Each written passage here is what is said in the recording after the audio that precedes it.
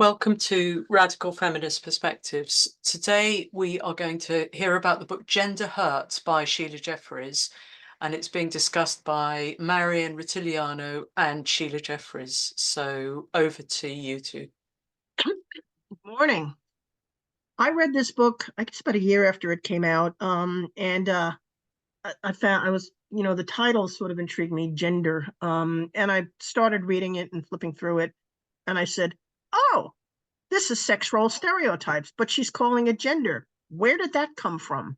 And gender has become really a watchword now, and it is what we used to call sex role stereotypes. So I understood it. I understood like an important kernel of the book before I read it by recognizing what Sheila meant by gender. And I started reading it, and and I was horrified by how bad this had gotten because, back in the day, back in the 70s, there were a few what we would call autogynephilic, cross-dressing transvestic men around who would, very few of them, and they could, you could kick them out of places, but they were around even then. And I was horrified by how much had changed and how pervasive sex role stereotypes in the the trans movement had gotten. Having said that,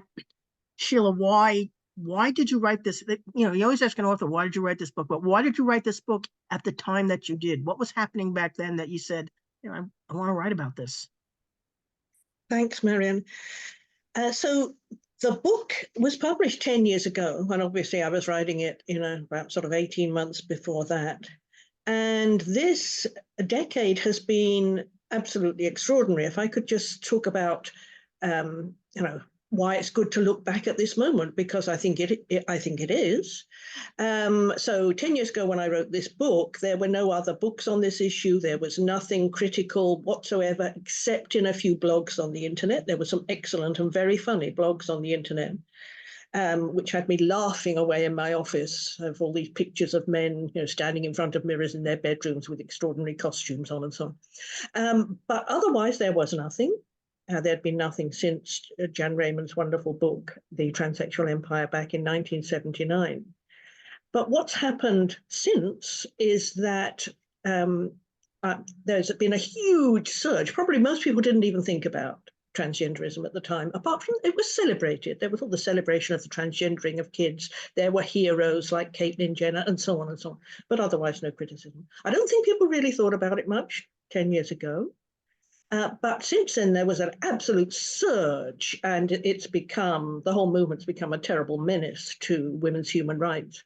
But since then, at this moment today, I think there is a reason for celebration, and to suggest that after 10 years, that the men's rights movement went up, and now we are at a tipping point. So I would like to just say something about how today in the newspaper The Observer, which is a left-wing newspaper, and remember it's the left-wing press that has been most gung-ho about supporting the heroism of these men against feminists.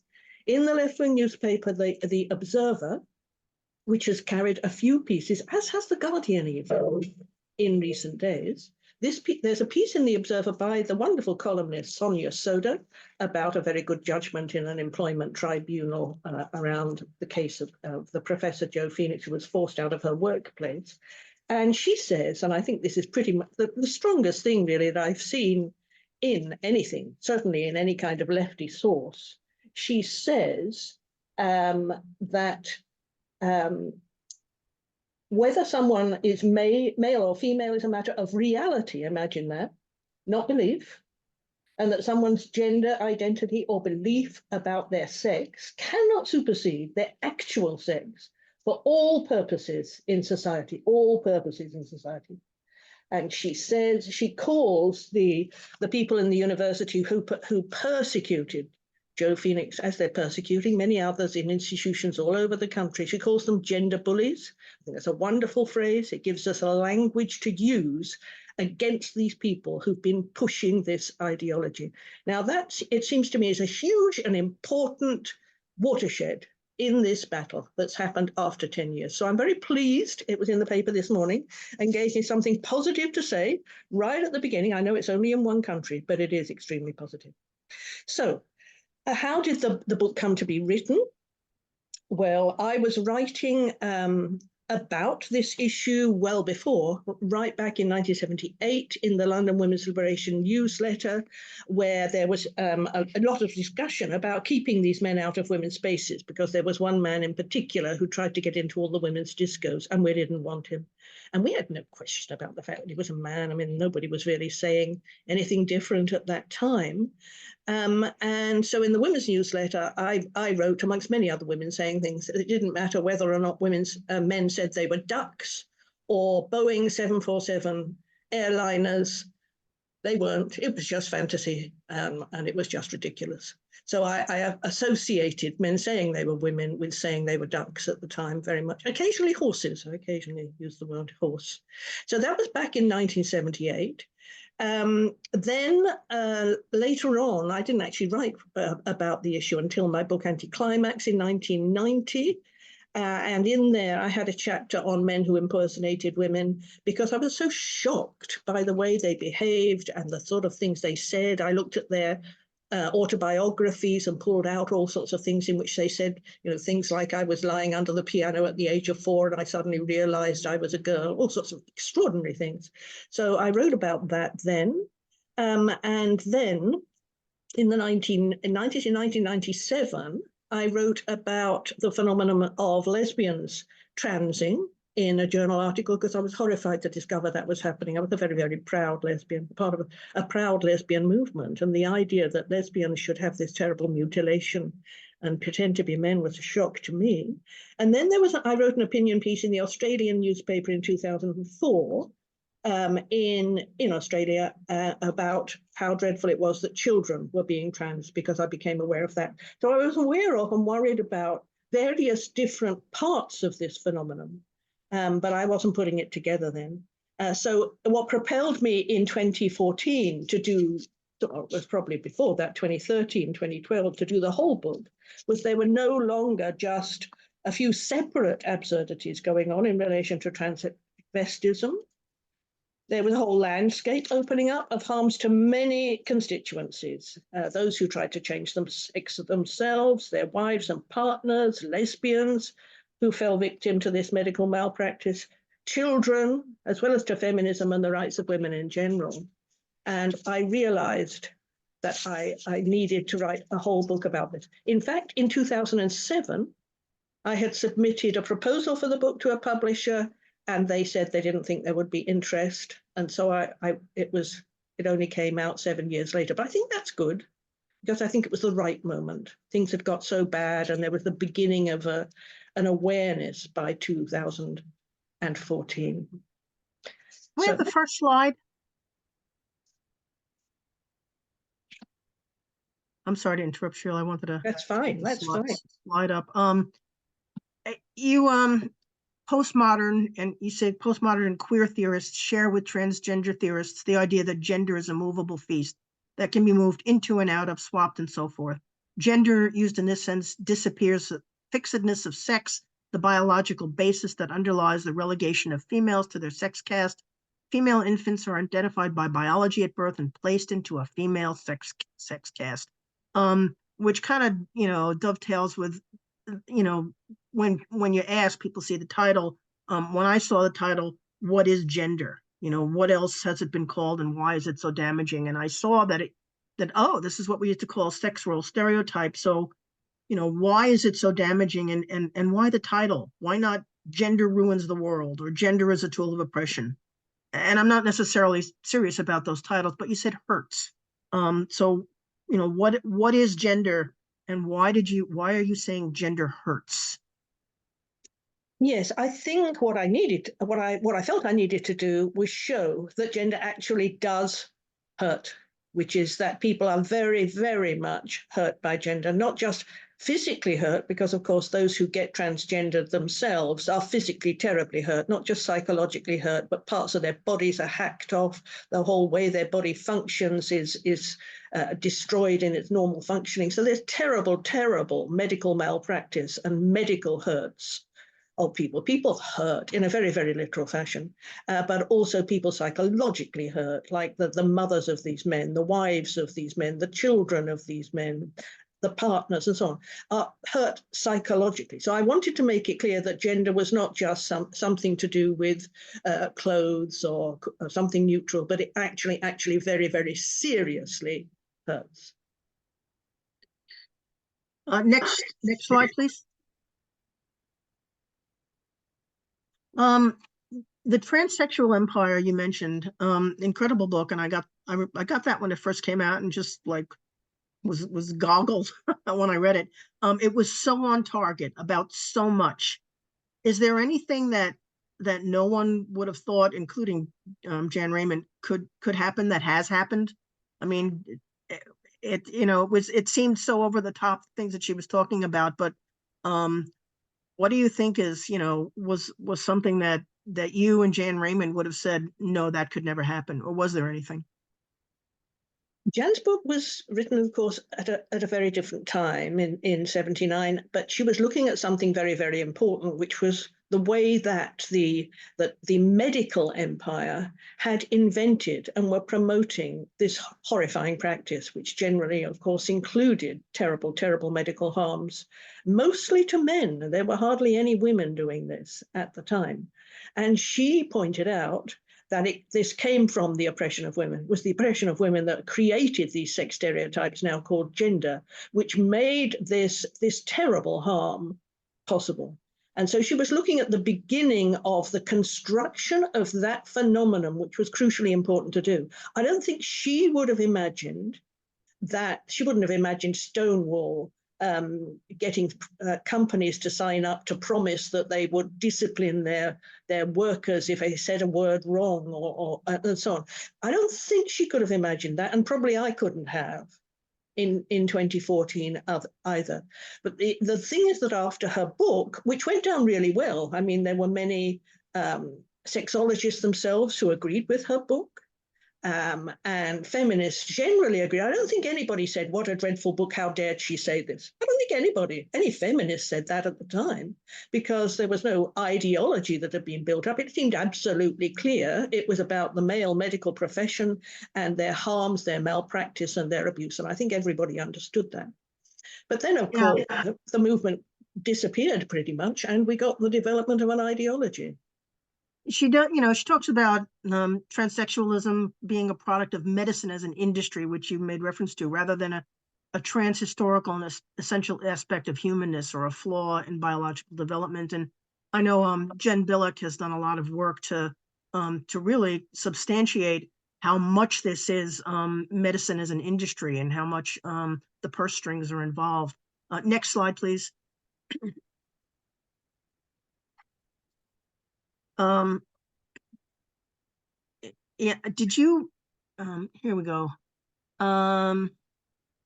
This is just talking about, cross-dressing, transgenderism as a subject of research by the sociologists.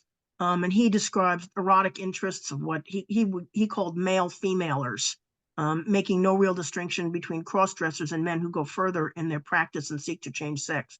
For they are all, in his view, male femalers. And I like that because although there are differences in why males versus females trans, when it comes to males, it kind of doesn't matter why they trans if they're transgressing female spaces. And did you ever think that surgeons, since the medicalization and surgicalization, I guess, has been is such a tremendous part of this. Did you ever think surgeons would try constructing phallus simulacrums on girls? And in what other ways has the gender cult gotten worse? Well, in many ways, and we should probably look at them one by ones, but if I just talk about the surgeries for the moment, I do talk about the creation of phalluses in the book.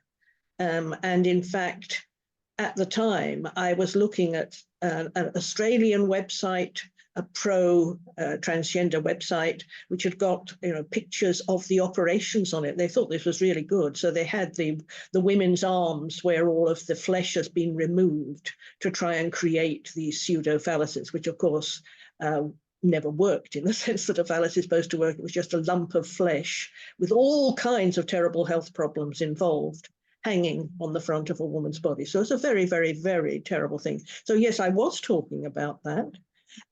So I think I've got all of the surgeries were kind of well known. I knew what was going on. What is surprising is how much the industry of the surgery has developed. There's far more going on now. There are men having sort of 140 facial surgeries, for instance, because they're never happy with the way they look, because they don't ever look like they're a perfect woman. And just extraordinary things happening. And interestingly, in the chapter on the surgeries and the terrible harms that the surgeries do to people, I was mentioning that the cutting off of young girls' breasts was not a big thing at the time. That is really new. It's a huge new development of the industry, very, very profitable. But I didn't know that yet. I knew it was starting to happen. So I just tried to look for a few articles about it. I found a couple of references in articles about adolescent girls and health, talking about how much they hated their breasts. That's all I could find at the time. Next slide, please. You've unpacked queer politics in another book. Was that the single blow to feminism, or was it more like a death by 1,000 cuts? And I ask this because women ask what happened and sometimes think it was a singular event.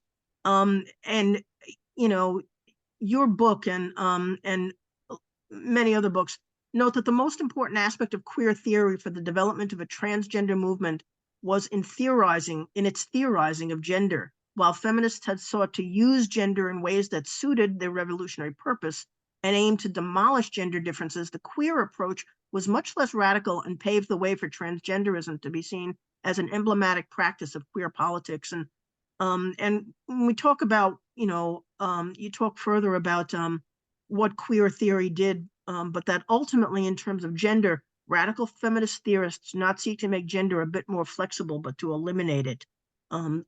Was this the death blow, or was it incremental, or does it matter? Yeah, well, I think queer theory, which is an aspect of postmodern theory, post-structuralism, that it's really the theory of rampant capitalism from the 1980s onwards. It's a theory that goes alongside the sort of conservatism of Margaret Thatcher and rampant capitalism. It appears not to, because it appears to be kind of transgressive. But actually, it's a theory which says that, like postmodernism, queer theory, it says that nothing really matters, and everything is a kind of fantasy that you can act out. Gender is a fantasy you can act out, and so on. It wipes out the possibility of feminism because it's not needed. But what it also said, what queer theory did to lesbian feminism, was to make us out to be absurd and anti-sex and sort of against the run of history, really. I mean, queer theory was a huge attack on lesbian feminism. But we need to remember that it came from a time. It came from the time of Thatcherism in the 1980s, for instance, when all social movements were being destroyed. The left was being destroyed. I don't know if you ever had a left in America, but we did here in the UK, and that was being destroyed at the time. So all progressive movements were being undermined and destroyed with this rampant surge of triumphal capitalism. And so it's not just feminism, it's not just lesbian feminism that suffered from that. So I don't think we can say queer and postmodern theory was it at that moment. It was certainly not the only cause. Next slide, please. Yeah, we had a left in the United States, but it was primarily focused on things like civil rights, which is a worthy thing, and protesting against the war in Vietnam, which was phenomenally divisive. It was the most divisive thing until the trans nonsense came around. But is the psychological harm worse for girls and young women than for boys and adolescent males and older men? And I'm asking because transing, coining a word, seems to reinforce male socialization in males who, what is more male than thinking that you can have whatever you want, including being a woman?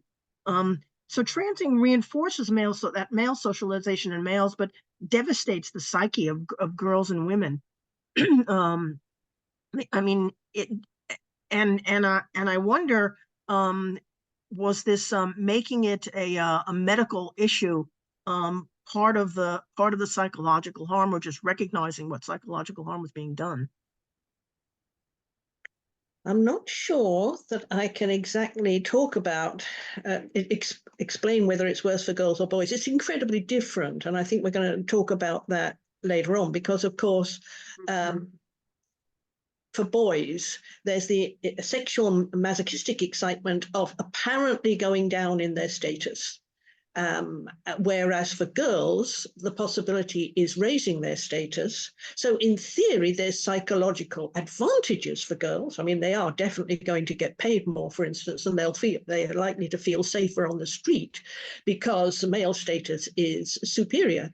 But of course, there are all kinds of other ways in which women are damaged, particularly through their bodies and their fertility and so on. So the phenomenon is totally different for girls and boys because we are in a hierarchy and gender is a hierarchy. So it means very, very different things. Yeah, a lot of the girls and young women who trans, and ultimately detrans or desist will say that the only advantage was that if they could genuinely be perceived as male on the streets, they felt safer. And that was really the only thing. And it was not even a lot of them. I mean, what are you doing? You got these like 5'2" little guys with like a little scraggly, half beards who just have to talk and have this like, squeaky sounding like a pubescent voice changing. And that I mean, you knew even when you were looking at them that these are not men, these are not males. Sort of analogous to a lot of if you read the stuff that the male LARPing men, the LARPing men, they will say their voices give them away. They insist that they pass, but that as soon as they talk and they all sound like Harvey Fierstein, people know that even that this is not a woman. And we all knew when we saw them, because you get that uncanny valley feeling. Next slide, please. Can I just say that absolutely. The one thing that they get out of, girls and women who trans escape the male gaze. They are not constantly, and they must be aware of this, not constantly having their body parts looked at. They're not having to make parts of their body naked. They are freer in what they're allowed to wear. It must be extraordinary to be able to escape the male gaze. We know that because we became lesbians, and they don't really care about lesbians. So you escape the gaze in that way. But that is a huge advantage, and it'd be nice to hear some of them actually talk about that, whether it's on the street and escaping from the violence of men, or just being sitting around in a social space. They escape the constant and extraordinary vicious surveillance that men do to women. Yeah, I mean, some of these girls and young women will, after they have bilateral mastectomies, will talk about being able to go to the beach in a male swimsuit and not have to wear a top. Next slide, please. We're talking about this now. We're dissenting. And I think it's the next slide. So that we're talking about this, we're dissenting, and it's incredible that a woman gets to say, I have an opinion, and here's my opinion, and you can't send me to jail for it. Although, as we saw at Feminist Question Time yesterday, that is still not the case in some parts of the world, in Germany, for example. So there's this now dystopian newspeak, the term from the book 1984, just inculcated in every sphere of life, which is why I call it the gender cult or the trans cult, because it's very, very cult-like. And if you read about cults, it fulfills all the descriptions of what happens in a cult. What damage does this newspeak do to individuals, to societal institutions? What damage does the cult-like inculcation of language do? Well, obviously, it's crucial to change language. if you're going to change society. I mean, political movements have always understood that, and women have always understood that. So, we fought to get rid of the language of chairman, for instance, of meetings. And, we got chair. I mean, chair is much better. But now, of course, there is another form of speech. I don't say newspeak because I don't want to say anything positive or reference Orwell in a positive way. But yes, now they have defeated us and introduced a whole new language that disappears women. And it is crucially important. These children are being trained in this language, which does not allow little girls to have any sense of pride in themselves or in their bodies, or even to recognize that they really exist. And women's rights, of course, have disappeared by the language. It's absolutely fundamentally about the disappearance of the category of women and the possibility of women's rights. Yeah, the misuse of language I find very, very disturbing, because it's it's propaganda. It's what happens in a cult. The fact that that anybody could ever say oh, trans women are women, I find absurd. I was talking to a surgeon once who does these surgeries, and I said, you don't actually believe you're making these guys into women, do you? And he just kind of shrugged and said, well, they believe it. So and when you talk to people and, they're speaking unguardedly, they know they're not, not being recorded, and they have no fear of losing their jobs. It is clear that nobody believes it. Nobody actually believes it. And if there were, stickers up all over the place saying, we don't believe your phony pronouns, it would take away one of the greatest sources of what these guys consider support and validation, that everybody actually believes this nonsense. Because if you talk to people, if you get to know people, and if they're speaking whispered, unguardedly, in moments where they can speak freely, then it's clear they don't believe it. 99.99999% of people in the world don't believe it, including the people that are dead now. They didn't believe it either. Can we go back to that slide for a minute? Because there's some interesting stuff there about transing kids. I don't know if it was the one that was there we go. Physicians are faced, and this is something that you talked about that is very, very troubling, is the transing of kids. Physicians are faced with the difficulty of distinguishing children whom they consider to be genuinely in need of being transgendered from those many who, as they readily admit, are likely to have worries about gender but do not wish to be transgendered when they are adults. And the NHS pamphlet does not create confidence in the process by which this is accomplished. As puberty approaches, this is how they do it. As puberty approaches, the leading clinics will make a careful assessment of which children are almost certain to develop as transsexual adults and which are unlikely to do so. No physical test is available for detecting and measuring gender variants that may develop into adult dysphoria and transsexualism. Hence, clinicians must rely on the young person's own account of his or her feelings or information from the parents about the way the child talks and behaves, and on psychological tests. The main indicator that they use, though, is likely to be the response of the child to the physical changes of early puberty. I mean, how many, 4-year-olds say, I believe I want to be called Chevrolet because I think I'm really a car. Or, I want to, I think, yeah. Yeah, well, yeah. So, and it's different for boys and for girls. Transing is very different for girls. Or is it? Is transing children more homogenous in terms of causative factors, whether it's a young girl or boy? I find this so troubling. That it's just like you're asking a 4-year-old, or even asking a 12-year-old who can't even consent to a tattoo, do you want us to, mutilate your body and cause permanent damage? What for the book, I looked at, for my chapter on children, the transcripts of the court cases of the family court where they were deciding whether they should trans a child or not. The doctors who wanted to trans a child had to go to the family court and set out their evidence. So the doctors had to speak and say what they thought. And in the case of an 8 or 9-year-old boy, for instance, I was extraordinarily shocked to see that the doctors would sort of make the boy do a twirl almost in front of them and say, look, so obviously a girl, so elegant, look at the hair. It was unbelievable, so incredibly superficial, based on horrendous stereotypes. And looking at all that stuff was really, really, really shocking to me. And of course, probably they realized this because the transgender activists fought to have the court cases removed so they could just get the children transgendered without going to the family court in the future. But the fact that we have those cases is wonderful evidence of how incredibly shoddy and viciously misogynist and sexist those judgments were. It was kind of extraordinary going through that. Next slide, please. And again, I'm still, I still find very troubling the transing of kids, and I'm glad you talked about it a lot. You do say that the transgendering of women and men needs to be considered separately because they are very different phenomenon.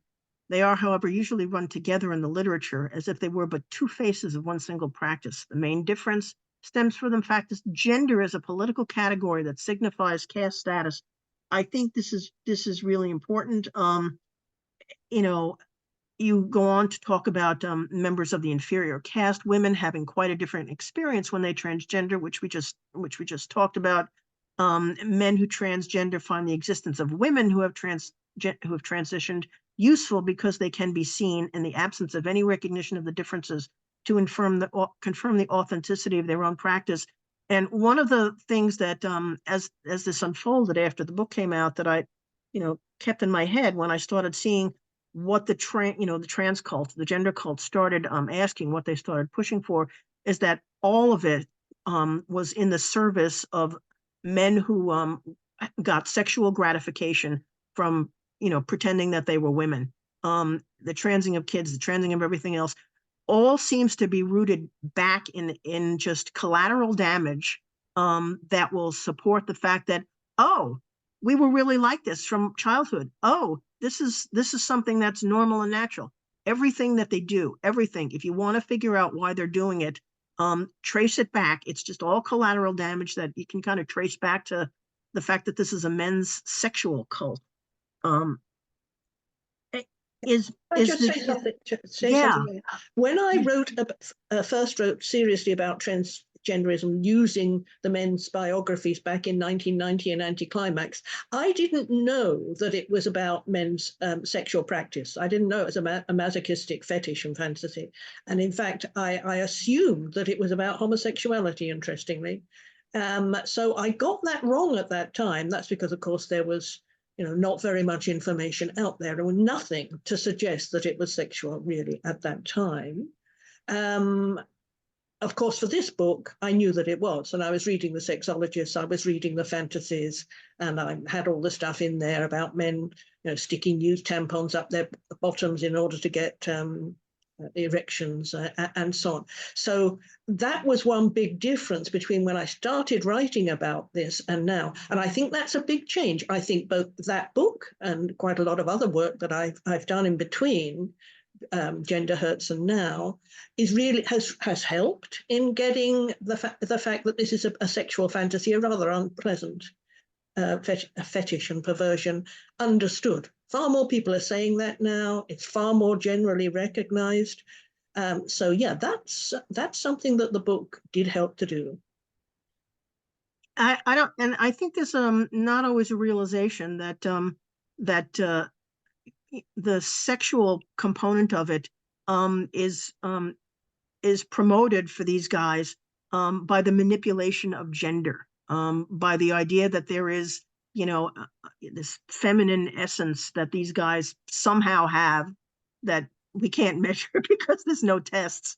I mean, that they can somehow enter into this completely different existence just by saying, well, I feel it in my head, except that they usually feel it further south on their bodies. And it's particularly troubling that this is being foisted on kids. Is what about transing kids though? Is that conversion therapy? I mean, therapy. to what extent is it just simply using kids as collateral damage, or as genuine homophobia and lesbophobia? I mean, politically, what do you think about that? I don't think any of us were thinking about that then. I called the chapter in my book Gender Eugenics, and I'd made a lot of comparisons with the eugenic practice of the early to mid 20th century, which also caused sterility, of course, and attacked organs, sexual organs. So I definitely made the argument, and I still think, that the desire to wipe out homosexuality lies somewhere in the mix. And in fact, the report in this country on the Tavistock Clinic said that seemed clear from some of the things that doctors and practitioners were saying. So heterosexualizing kids is a very important part of what's going on. The vast majority of the girls, for instance, in one study, more than 80% were already same-sex attracted at the point at which they decided that they were at the behest of the medical practitioners that they could be transgendered. So certainly it's about wiping out lesbians even more, I think, because there isn't a whole category of lesbians who are sexually excited by wearing men's underwear, whereas the vast majority of the men who transgender, they are masochists and they're fetishists. So there's no such category amongst women. The great majority of women, of girls, it seems, are likely to be able to go on to be lesbians and will do so if they are not mutilated by the medical profession. It's quite extraordinary. I think, at the beginning of the women's liberation movement and lesbian feminism, we never would have imagined that tools which are like, lobotomies, there were lobotomies done on lesbians at one time, never would have imagined that tools like that could be brought back, but they are. Can you imagine the idea that lesbians would have the flesh of their arms removed to make nasty bits of flesh to hang on the front of their bodies? I mean, incredible violence. It's violence against lesbians, I have no doubt about that, but it's not usually recognized as such. Next slide, please. More disturbing, you mentioned lesbians, there are also trans widows. What are trans widows? What are trans widows, okay, and what happens to lesbians whose partners now say they are men? Two kind of separate questions. I was very intent in the book on talking about the direct harm to the partners, almost entirely women in anything I've been able to read about and see, of both the men who transgender and of the women who transgender. It's women who are the victims of these practices. That wasn't recognized at the time, and I'm very sad to say that it's not recognized now. These are the issues. The harm to the partners is an issue which is absolutely not in the public spotlight and not understood. I wanted trans widows, for instance, are the women whose husbands transgender on them and do what I call a form of psychological violence. It's not true there's nothing going on. There's a good website now, a trans widows website, which is great, where women can get some support. At the time I wrote the book, there was absolutely nothing. All the websites just told the women they should support their men who were involved on a heroic quest. The friends, the neighbors, the doctors, everybody told the women that they should support their men. But we need to understand what happens to these women. What happens is that the men usually came out quite suddenly, like they'd walk down the stairs in a ball dress they'd managed to buy. Goodness knows how they got the size. And their wife, who was just watching the television, would turn around and go, "What?" And then she was suddenly expected to know that not only had she lost her relationship, there was usually no sexual relationship thereafter, and how could you have a relationship with a man who is just being a fantasy? And he expected her to pretend she was a lesbian and go on having sex with him as a lesbian, if he did that practice at all. She discovers that money is disappearing as he buys all these costumes. She loses her friends and neighbors who all support him, not her. She has the terrible humiliation of having to walk down the road with him if he chooses to do that. Once upon a time, they hid and did it in the bathroom, but now they all want to do it in public spaces. She has to worry about her children and the harm to their children. And the children of transgenders, there's now a website about that, but it's not recognized.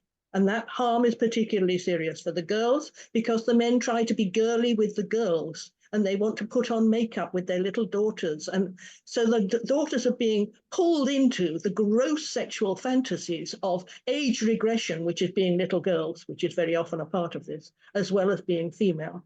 So that sort of gross abuse of children is a part of what's going on. In terms of the lesbians, it's a little bit, oh, and I should mention the mothers before I go on to lesbians. The mothers suffer terribly because, like the wives, they lose somebody they've known for decades and had a relationship with. And they talk about loss. They all talk about loss. But for the mothers, it's since the birth of the child, they've always known this child was male, not female. And they have that terrible sense of loss. The shared memories, the shared histories are gone. Men who transgender, like women who transgender too, don't want to talk about when they were boys, when they were girls, because it invalidates them. So all that shared memory just goes.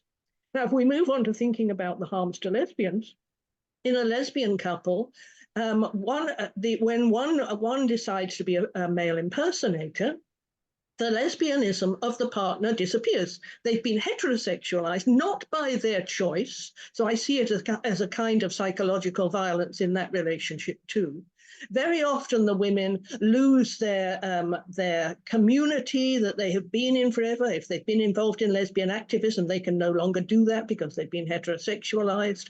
Often the women still remain in a community of butchies and transgenders that they've been in before, so they don't actually lose in that sense. Then the woman has to spend an enormous amount of energy supporting the fact that her partner has supposedly transgender. So she must be careful not to mention the woman's girlhood, for instance. She must pretend that she believes in the masculinity and support it. She often has to do the injections, which is a pretty terrible job. So the harm and the hurting for the lesbian partner who wishes to remain a lesbian and recognize her lesbianism instead of hiding it with injections and operations and so on, is very, very severe. Now, that's not being recognized yet. I think it's interesting that what we've had really quite successful campaigns, at least in this country, on children. We're beginning to have reasonably successful campaigns to allow women to actually have free speech. I mean, free speech wasn't even a problem 10 years ago, then it became so, and now we're starting to win on that one. We're beginning to be reasonably successful in getting the men out of sports, but actually recognizing the psychological violence against women in relationships, women as mothers, against children and so on, that is simply not being seen as yet. So we've got a really, really long way to go on that.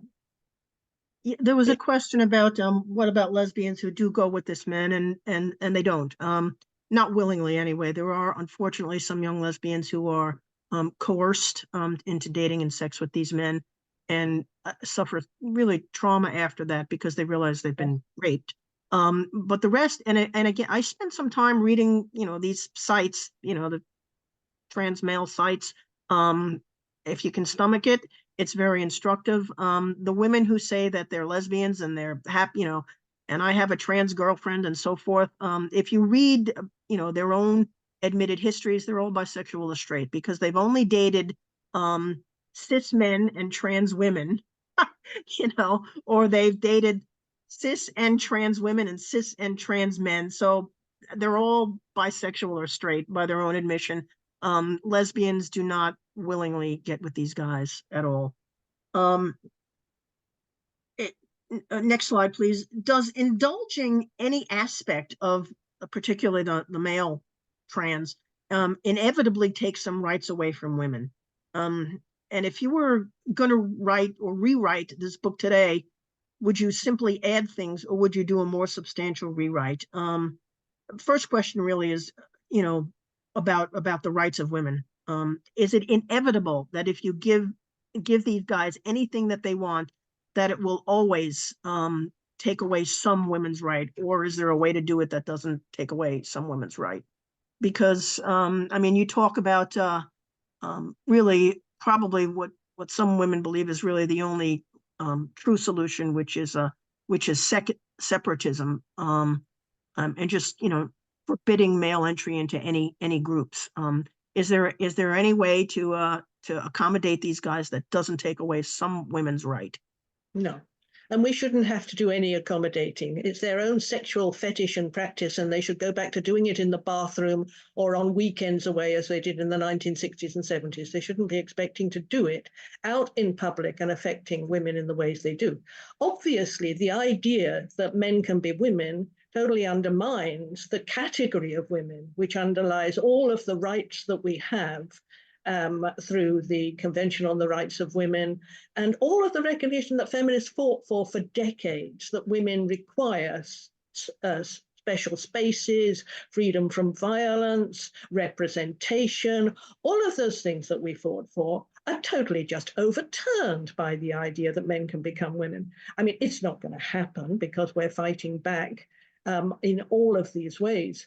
But yes, obviously, the idea that we're supposed to respect men's sexual fetish as making them into women totally undermines feminism. It undermines women's rights.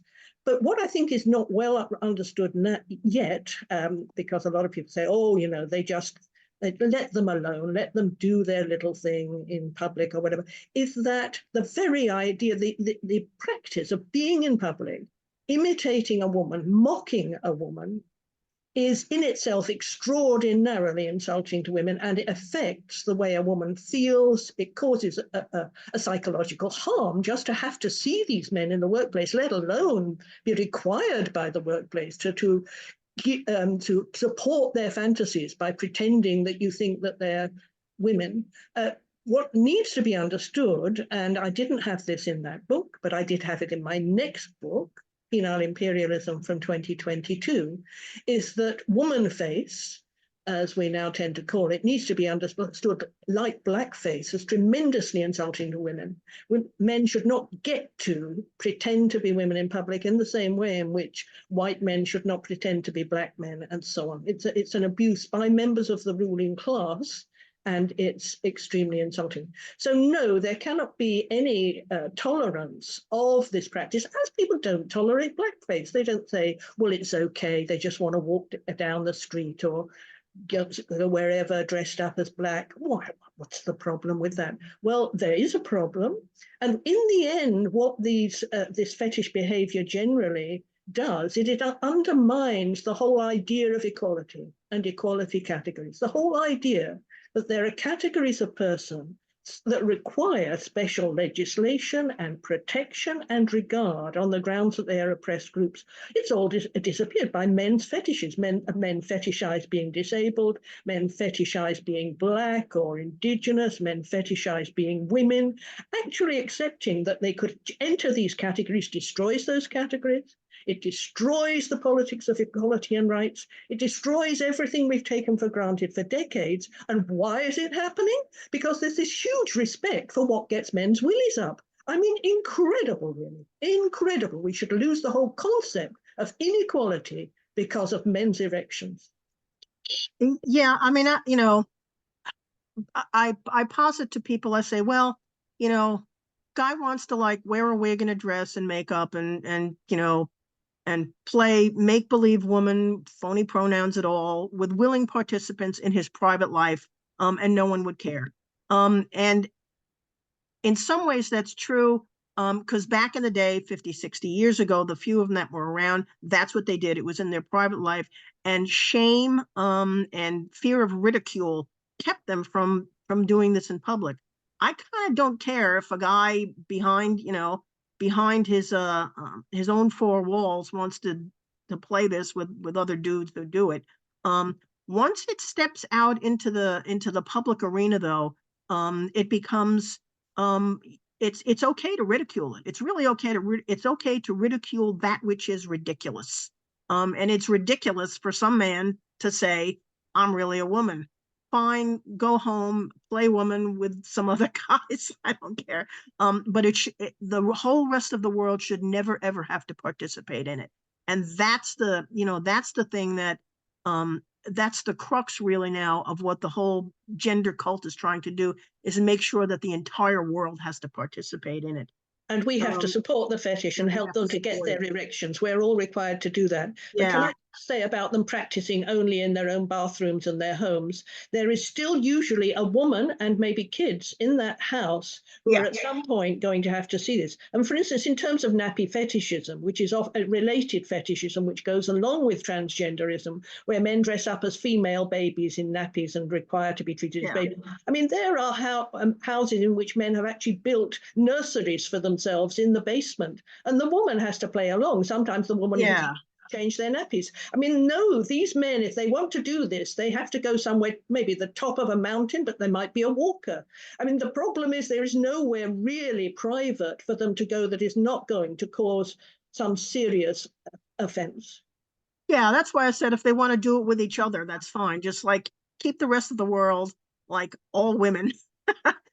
Just out of it. Not anywhere that women are. No, not anywhere. If you were going to write this book or rewrite it today, would you just add things? Would you do a more substantial rewrite? You know, what would you do to, you know, would you add like, you know, new appendix 2024, or would you really substantially rewrite the book? I won't rewrite it unless I'm asked to. I can't do that. The publisher would have to ask me, and they may. I don't know. I did rewrite, I did a new edition of Beauty and Misogyny because it sold really well. I don't know how well this one is selling. But I should say that the things I've added are in Penile Imperialism from 2 years ago, where I talk about more about women's spaces and sports and politics, and I talk about all the harassment that the activists are doing, all of the terrible abuse of women, and in some cases now violence against women to try and stop us speaking and stop us opposing what they're doing. And I talk about language there too. So I think in a way I've done the update. It's 2 whole chapters of penile imperialism talking about what's happened since. To kind of wrap up, I mean, we're starting to see at least some good things happening. Is the gender house of cards starting to topple, and what will it take to destroy it for good?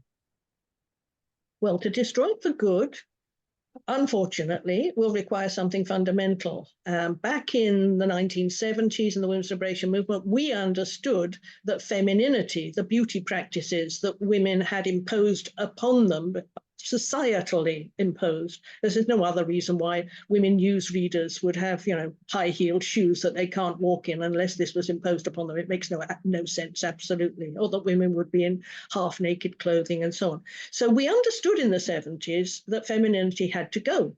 Susan Brown Miller wrote a whole book called Femininity, saying what a problem it was. These days, because, you know, we're such a long way from feminism and there's no really strong movement now, women can get really cross if you criticize femininity. But of course, femininity has to go. The idea that women should wear crippling shoes, clothing that shows them half naked, that they should depilate, have long hair, makeup, all of that stuff, making them into sex objects for men's excitement in the street and so on. The idea that that has to go, women can get quite upset about that now. It used to be completely understood, but of course we do have to get rid of it. Men learn all of their moves from their mothers, first of all, doing femininity in the home and getting dressed for going out, all of that stuff, which the men who transgender talk about, watching their mothers do all of those really quite unpleasant practices to themselves that the patriarchy requires. We have to get rid of the femininity in the home. We should need to make sure that there are no school teachers wearing high-heeled shoes and doing this stuff and modeling themselves so that boys can be sexually excited by it, so they can recognize how the subordination and those practices goes together. So of course we have to get rid of femininity. We have to get rid of gender in the sense of femininity and masculinity, because they're the practices of dominance and submission. Now this is bigger and it's more long-term. And at the moment, we do not have the strength of analysis to be able to talk about that. None of the books coming out, or hardly any of the books coming out on this issue, even mention that we actually have to get rid of makeup, for instance. But how do we abolish gender? I mean, education? Do we try to educate men? Do we educate women? Or separatism, or anything else? How do we abolish gender? And I you know, have to solve this all yourself in the next minute. But to begin with, we need to have feminist analysis and activism. We need to get out there, and women need to be protesting these practices. Once upon a time in the early 1970s, there were protests against the Miss World contest. So, well, there are areas and issues right now that we can be protesting. I mean, ideally, we want thousands and thousands of women on the streets in their flat shoes and their jeans and their short hair, just protesting and saying how grotesque, utterly grotesque it is, the sort of stereotypes and nasty appearance that women are supposed to have these days. I live in a town by the seaside, and I watch people come down to the beach in the summer. The young girls and women have shorts that are up their backsides and showing their buttocks. The men have long shorts nearly to their knees. It's a very grotesque display. And I don't understand why women are not horrified, why we don't all feel humiliated by seeing that, and why we're not all furiously angry. But until the elimination of femininity becomes part of feminism again, we've got no chance of getting rid of transgenderism entirely. We might push men back into their bedrooms and out of public space, and I think we're on the way perhaps to doing that. But there's no way we're going to get rid of the practice, unfortunately. It was very funny to me that one of the biggest protests last year in a way was what happened to Bud Light. Bud Light was the quintessential beer for good old boys scratching themselves, watching football. They would just down, a case of Bud Light. And so, the beer maker, they get Dylan Mulvaney, a man, LARPing as a woman, as their spokesperson for this, for this redneck beer. And they lost billions and billions of dollars. Nobody buys Bud Light anymore. Very few people buy Bud Light anymore. They were even selling it for like $2 a case and nobody would buy it. So, that was men, essentially, mostly men, doing the kind of action that you were talking about. But it is effective. If there was some product that it was millions of women, instead of millions of men, boycotting, that is effective, because it really affects things financially. So is it worth trying to educate men or educate women? Is separatism a viable option? I don't know how much it's directly related to this issue. I do believe that for a strong feminist movement, we have to start with absolutely women only everything. And what we really need is women only theory making, women only ideas, women only thinking. They're not even able to do that now because, of course, the internet doesn't offer these possibilities. But back in the 1970s and 80s, women could get together in rooms and create theory and create rage in a way it's very, very difficult to imagine today. So yes, the women-only movement, women-only meeting together, women-only theory production, all of that is absolutely crucial. I don't know that it's how it directly has an effect on transgenderism today, but obviously men should not be in any of women's spaces, and they should not be in our meetings, they should not be in our conferences, they should not be injecting their erections into any spaces anywhere near us, I do think. We have 1 minute left. What do you most want readers to take away from the book?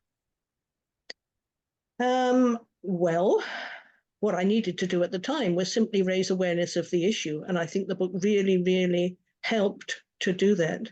I'm encouraged on looking back at the book to see how much it covered, actually. I thought maybe I'll think it's a bit sort of old-fashioned or a bit out of date. I don't think that. So I still think it's worth women, reading the book. I don't know what I want them to take away. The fact that we need to fight this, I guess, and that's happening. A movement is developing. Lots of women are getting really, really, really angry, and it's fantastic to see. Furious and funny with it. And that's what I want, women getting together to actually fight this monstrosity of men's fetish behavior. I love it when we are angry. Thank you very much, Sheila. Thanks for writing the book and thanks for being here. And thanks very much for all of the questions and the discussion, Marian. Thank you. Right.